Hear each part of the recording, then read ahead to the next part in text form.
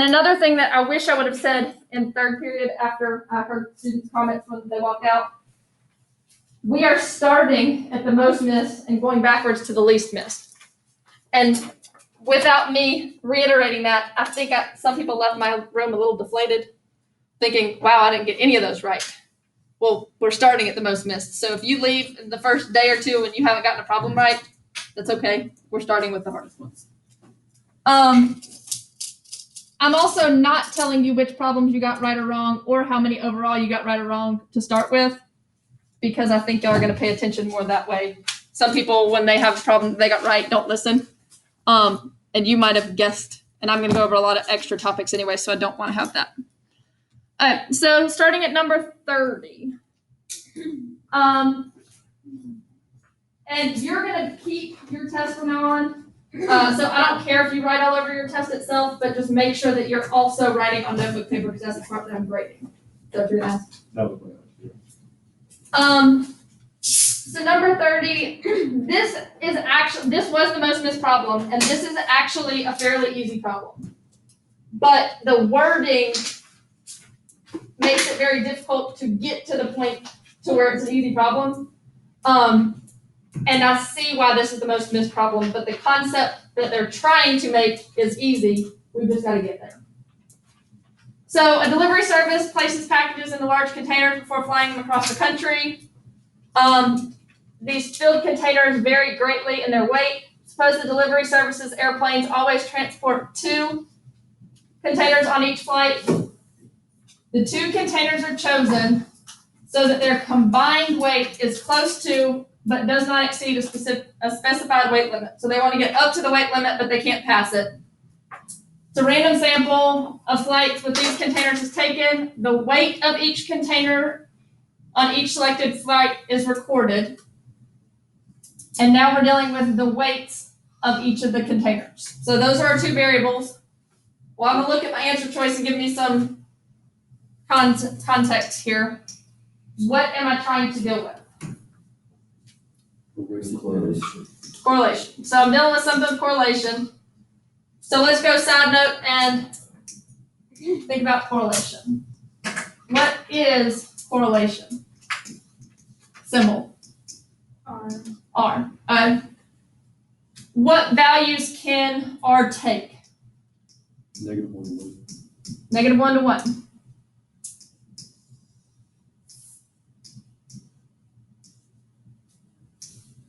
Well, obviously, these kind of values are what? And then over here is, so that's one thing it tells us, is if it's positive or negative. If the number is kind of like around here, what kind of relationship is that? As opposed to somewhere out here, which would be. So correlation tells us 2 things. It tells us direction and it tells us strength. So I want to look at my answer choices. Which one is this problem asking about, direction or strength? Direction. Actually, I guess it's kind of a little bit of both. These 2 are really talking about direction. These 2 are kind of more talking about strength. If it's a correlation of 1, that means it's a perfect relationship. As one goes up by 1, the other one goes up by 1, or whatever. They go up by the same amount each time. This one would mean what? There isn't any correlation at all. So kind of getting an idea there. I'm just going to erase that stuff so I have more room to write. So, that was the other thing I want to write. A positive R would mean as my first variable increases, what happens to my second variable? Also increases. It also increases. Or I could say as one decreases, the other one decreases. They do the same thing. They go the same direction. If it is negative, as A increases, what happens to B? Decreases. So they do opposite things. So this is the major concept here, and we can understand that. But now we have to connect it to what the problem actually gave us. So this is the part that I think is hard to get to. So we've got container 1, we've got container 2, and I know I'm doing what with the weights of them. So you get the 2 at weight limit. So I'm adding them to get up to a weight limit. So let's think of something easy. Let's just say we're gonna set theoretically a weight limit of like 100. And I'm gonna write down some numbers for what container 1 could be. Let's say it's 30, or it's 50, or it's 60. If container 1 is 30, what could container 2 be? And up to, I know I could say, I guess I should write less then. If container 1 is 50, how much could container 2 be? If container 1 is 60, what could container 2 be? So as container 1 increases, what's happening to container 2? Decreases. And that, I think, is the hard part to get out of because of the wording. But then it's actually an easy concept that they're making, so what's my answer?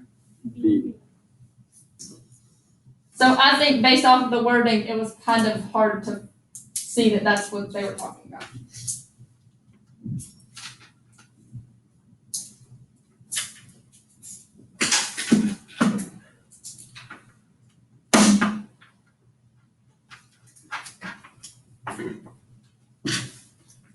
And you're more than welcome to stop me at any point as we go through these. Yes. How would you find R? Is that just in Yeah. So you good, it's the, like the lid reg thing, it's just part of that. 34, so researchers conducted a simple random sample of 50 registered voters to create a confidence interval to estimate the proportion. Because we have mean or proportion, we have confidence intervals for tests. Registered voters favoring the election of a certain candidate for mayor. Assume the sample proportion does not change. That's really important, but most of y'all probably overlooked that. I'll talk about that in pieces. Which of the following best describes the anticipated effect on the width of the confidence interval if the researcher were to survey a random sample of 200 rather than 50? So I need you to be able to read this and be able to break down, this is what the problem is asking me. So what is the problem changing?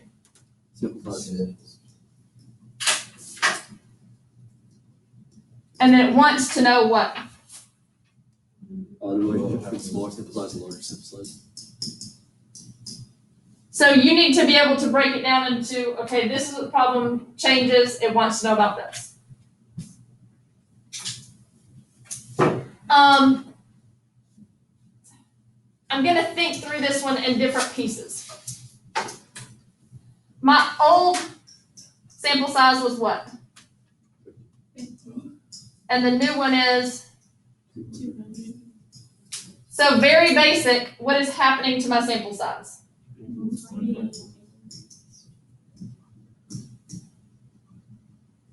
This is a concept that you absolutely have to know. I think it comes up twice in the first like 7 or 8 problems. As your sample size increases, what happens? The width increases. The width Decreases. decreases. And I'm just going to generally say spread because width seems like more specific to confidence interval and it deals with all across the board. So this is the major concept for this problem that you absolutely have to know. So if I can just get here and not think through anything else, 1/4, 1/2, the same, twice, or 4, well, that's bigger, that's bigger, that's the same. I know it's going to be smaller. I have now narrowed down my question to 2 answers. What if as it increases the spread, there's more numbers in the spread? No, so like it's going to get more consistent like this. Like if your distribution looked like this, if you take a sample size of like 100,000, it's going to be like this. It's going to be really consistent because your sample size is bigger. All right, so now actually thinking about the problem itself, you don't really need to do this. I don't care if you write this down either.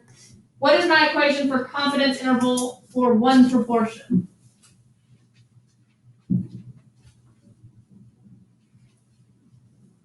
I know I've got this in there, so what goes before it?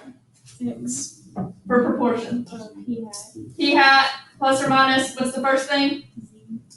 Z. And then what's my standard deviation portion? It's P times 1 minus. And because it's this, it's P what? hat. Times what? 1 minus divided by n. Alright, so there's my equation that I'm dealing with, but what's the only thing I'm changing? N. Which is where in that equation? The denominator over the square. The denominator and a square root. So let's think through that. So in the equation, this is in the denominator of a square root. This one is in the denominator of a square root.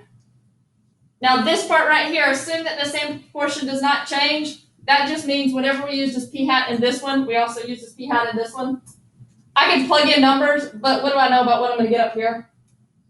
They're gonna be the same, so I'm just gonna go super easy and just write 1 for both of those. So type in your calculator, square root of 1 divided by 50.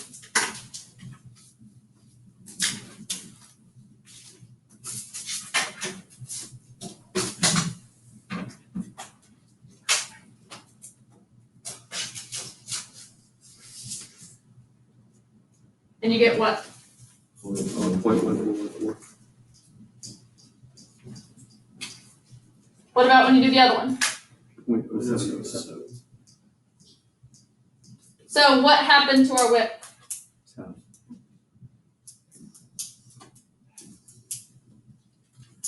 Now, when we were in this chapter, a lot of you knew the specific thing you could memorize to be able to make this relationship between sample size changing and your width. This was the thing to decrease sample size. No, wait, standard deviation, sorry.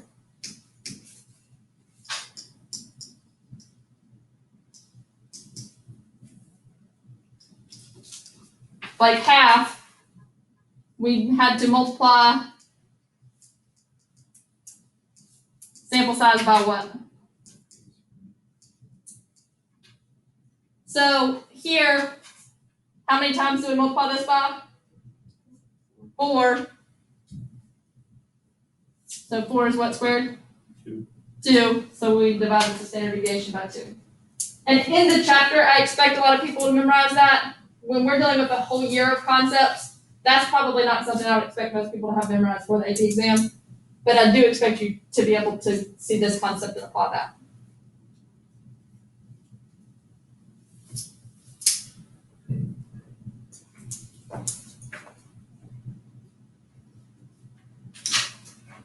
All right, number 21.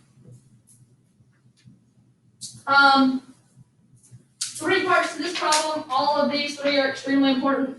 Probably all 3 you will see on the AP exam. All of the pieces of this problem you will probably see on the AP exam. And so this is our 3rd problem we're going over, just making sure we've got everything labeled off to the side right. So an experiment has 3 mutually exclusive outcomes. What does this mean? If I drew it, how do I draw it? So what does B do or not do with this? So in some idea, that's what we're dealing with. So I'm going to skip 1 to start out with. So 2. Can I, if it is drawn like that, can something be A and B at the same time? So if something can't be both A and B at the same time, then the probability of being both A and B at the same time is what?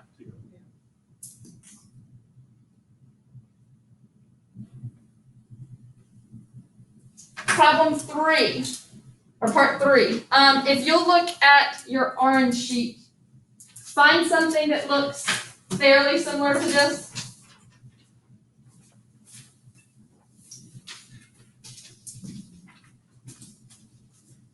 and now it doesn't say or, it does what instead? So remember that looks like, or the thing that looks like this is union, which is or. Now it says probability of A plus probability of B, and then it has what at the end. What does this equation apply to?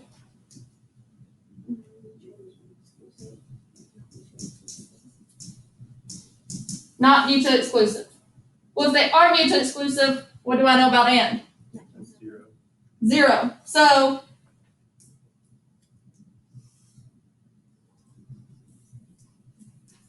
So if it's mutually exclusive, we just don't need that end part because it is 0. So is this correct? Yes. Yes. For basically the same reason as 2 is correct.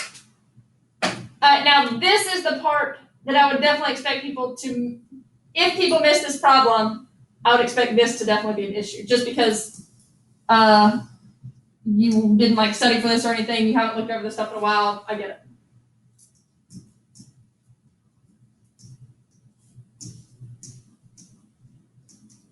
So how do I check to see if A and C are independent? A given C equals P of C. Now here, I'm doing a given, but I'm still finding the probability of which thing? It's like when you read this, I'm finding the probability of what? A, so I still want to compare it to A. So that first thing is what needs to stay the same.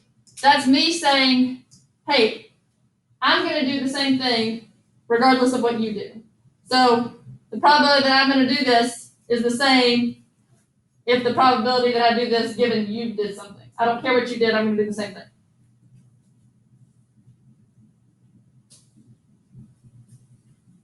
All right, so let's think about this first part. So given C. So given that I'm in this circle, what is the probability that of A? What? What is probability of A? Not 0. So A and C are not independent.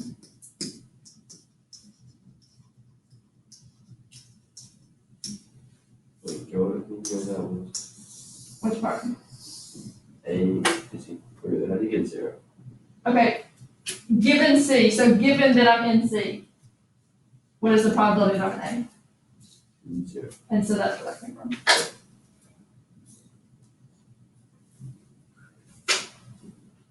The answer is D. Oh, yes, and I'm bad about not going back and being clear about what the answer is, so please tell me.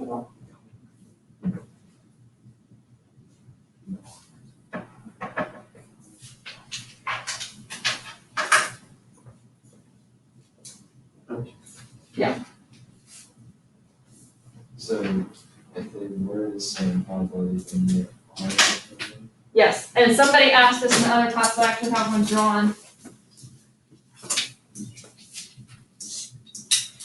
So like here, the probability that it's red given it's a circle, we'll only have 3 circles and one of them is red. But then the probability overall that I'm red, there are 2 red out of 6 figures. So red and circle are independent because the probability of me being red was the same overall as it was given that it's a circle. The easier way to think about it is like if the proportion of females in freshmen is the same as the proportion of females in the whole school, it doesn't matter if I'm just looking at freshmen or the whole school, I get the same chance of getting a female.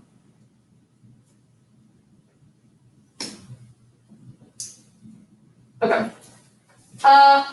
This one does not require much conversation and does not require much writing at all. You either get it or you don't. But this is a frequently missed problem. But once I go over it, you should be okay with it. So this problem deals with 2 things. It deals with mean and it deals with median. But what does the problem actually ask me about? Median. So there's the first thing. It gives me more information than I need, so don't get confused with that. Conceptually, how do I determine mean? Like, how do I calculate mean? Just talk through it. Add them all up and divide by how many there are. So if I've got a class over here that gave money, I can figure out what their mean is because I can take all the money, add it up, divide by how many there are. I can do the same thing in this class. Could I put those two classes' money together and figure out what the total average is without knowing how much each individual gave? Because I can put the money together, add them all up, and divide by how many there were because I know how many there were, right? How do I find the median? Finding the middle number.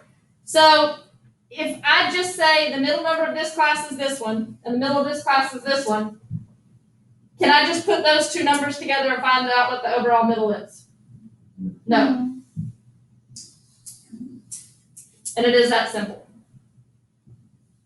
So you would actually have to have all of the individual values in order to be able to determine the combined median.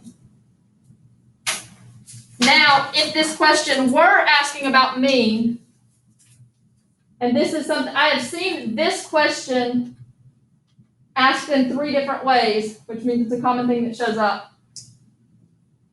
If this problem did ask about mean, what is the correct answer? C. C. Because how much total did this class give? Well, the mean of each of them times how many there were to figure out the total amount that they gave. Same thing here, divide by total students. So this would be the correct answer for combined mean. So I've seen a problem like this where they just ask for median. I've seen a problem like this where they just ask for mean. And I've seen a problem like this where they ask both of them like in one question. It's kind of like a double answer.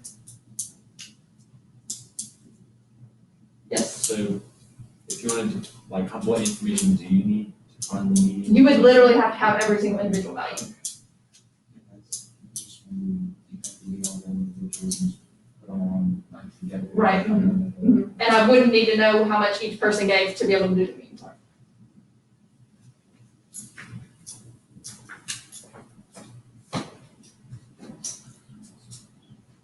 All right, number 12.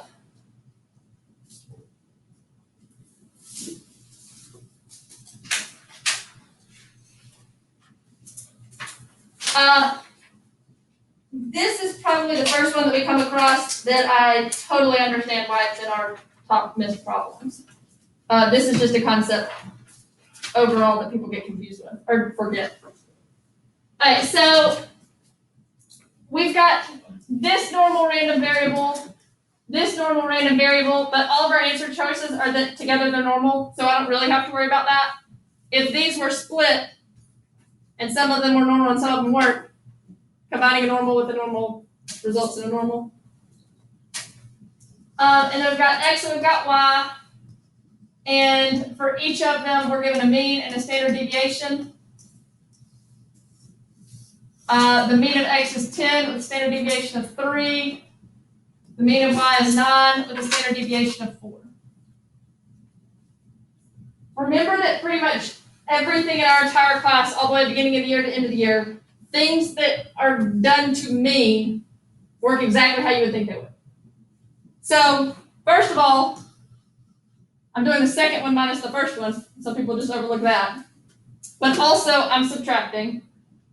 So if I want to find the mean of Y minus X, I do exactly what I think I would do, and I just do what? Subtract. I just subtract them. So 9 minus 10, which gives me -1.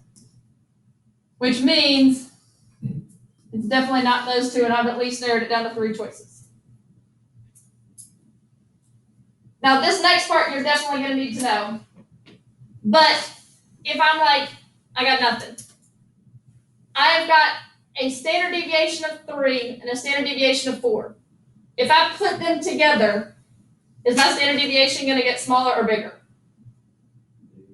So if I'm off by this much and I'm off by this much, if I put them together, my match is going to get closer. No, I'm gonna get farther away. So which answer is it definitely not?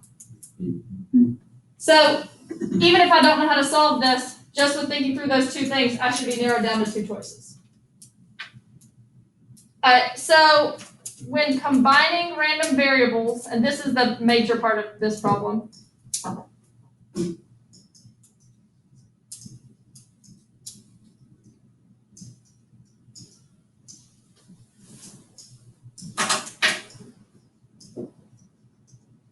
And finding the standard deviation, there are two rules we have to follow. What is one of the two rules? We have to be in a square. Have to be in a state of variances.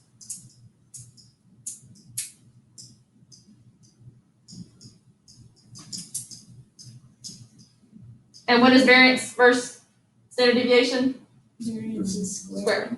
So I have to be combining them while they're squared, combine the state of variances, and what's the other thing? Always add. Always add, which is the concept that we just talked about. Your standard deviation isn't going to get smaller when you put them together.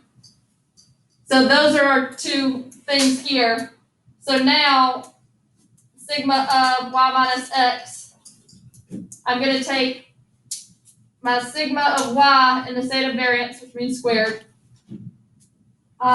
adding them, and then to bring it back to standard deviation, I now do what? Square root.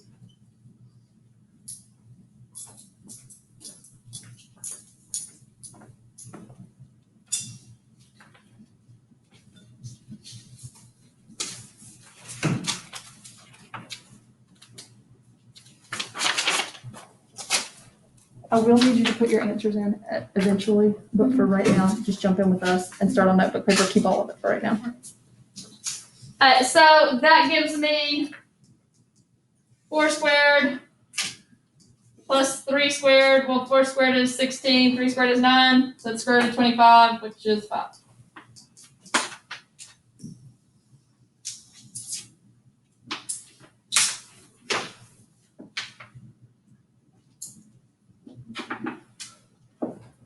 And having not studied, that's something I would imagine not everybody remembered both of those rules.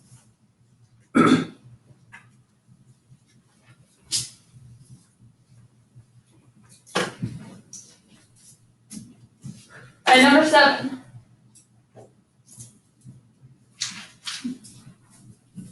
Make sure you're on notebook paper, you're like being very explicit with problem by problem, and you'll just go back and fill in the ones that we just did.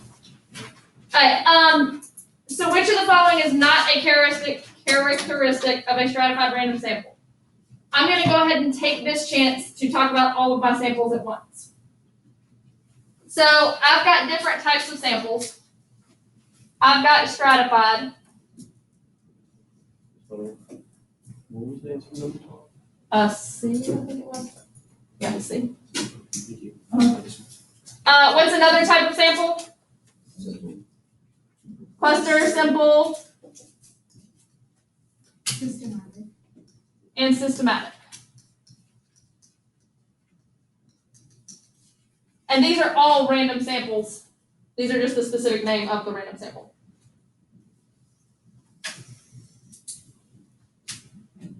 Which ones do I group? So I probably should have given myself more room. Group by, or how I group. I guess group by.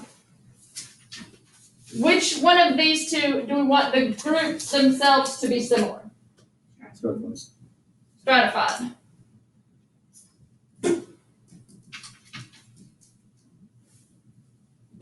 Similar within group. All freshmen together, all sophomores together, all of a certain age group together, that type of thing. Whereas opposed to in cluster, we don't want our groups to be just really similar, we want our groups to do what? You're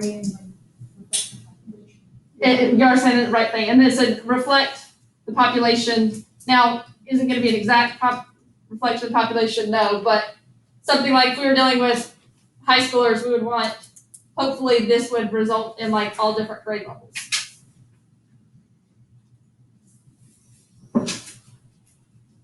And now with these two, we take, who do we take with stratified? Some from each group.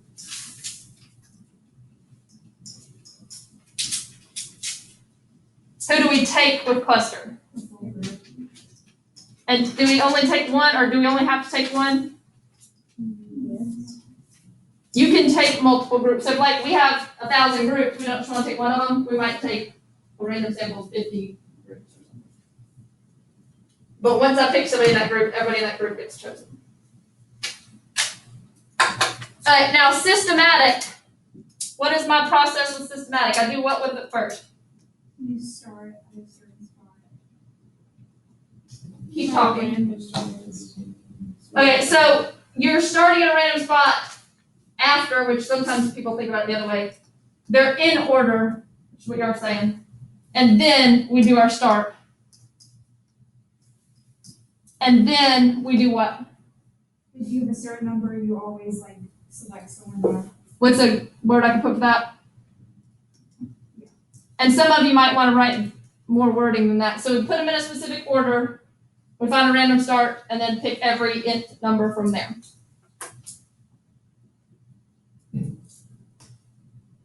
So let's look right now with where we are. Which of the following is not a characteristic of stratified random sampling? Random sampling is part of the sampling procedure. Is that true or false? Is random part of stratified? Yes. Yes.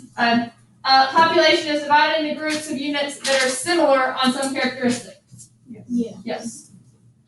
Strata, which are what these are called, are based on facts that are known before the sample is selected. Yes. Yes. We know what grade level you're in before we pick you. Each individual in the population belongs to one and only one of the strata. Yes. Yes, like if you're a freshman, you're not also going to be a junior. Because they can only be selected in one group. What is E talking about? Every possible subset of the population of the desired sample size has an equal chance of being selected.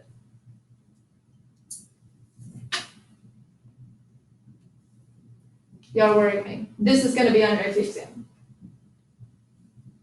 I can almost guarantee this is. It says of the desired sample size, which means which of you related to cluster. This is basically the definition of simple random sample. Because everyone doesn't have a fair chance of being chosen. Not only everyone, but every group. So this is the thing where if you're doing a lottery and you pick 5 numbers, 1, 2, 3, 4, 5 has the exact same likelihood of 1, 17, 24, 55, and 56. Every single way I could get 5 of them has just an equal likely chance of any other way I can get 5. And there aren't many things I'm going to say that I would definitely expect you to see on the AP exam, but that's why. So even though this question asked about stratified, I think that connection is the most important part of this question, even over maybe all of this. But this one we got to cover a whole lot of topics at once.